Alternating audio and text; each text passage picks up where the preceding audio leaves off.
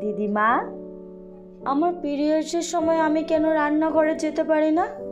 তুমি অবশ্যই যেতে পারো সোনা, এটা অনেক পুরনো ধ্যান ধারণা। আগে উনুন, শিলনোড়া সব কিছু মাটিতে রাখা হতো। মহিলাদের এই সময় আরাম দেওয়ার জন্যই রান্নাঘর থেকে দূরে রাখা হতো। অর্থাৎ এখন রান্নাঘরে যাওয়াটা অন্যায় নয় না। তুমি যদি সুস্থ থাকো তাহলে কেউ তোমাকে কিছু করতে বাধা দিতে পারবে না কো। আর আচার? এখনো মা বলে এই সময় আচার স্পর্শ করেন না। আচার তোমার হাত দিয়ে নষ্ট হয় না কো, ময়লা আর আর্দ্রতা দিয়ে নষ্ট হয়।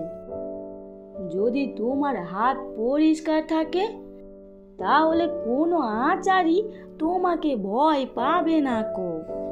ভয় আমাদের মনে থাকে, আমাদের শরীরে নয় কো। আর একটা কথা, আমাদের কি পিরিয়ডসের সময় গাছে জল দেওয়া উচিত নয়?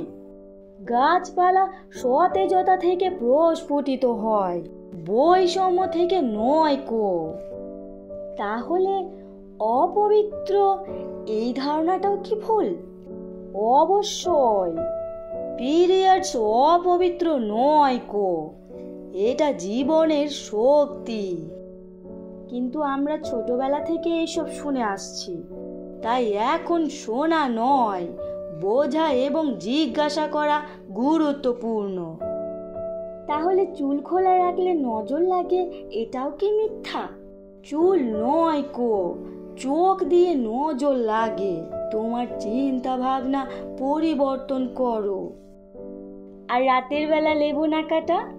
আগে বিদ্যুৎ ছিল না কো, তাই ভয়ও ছিল। এখন অন্ধকারও নেই, ভয়ও নেই।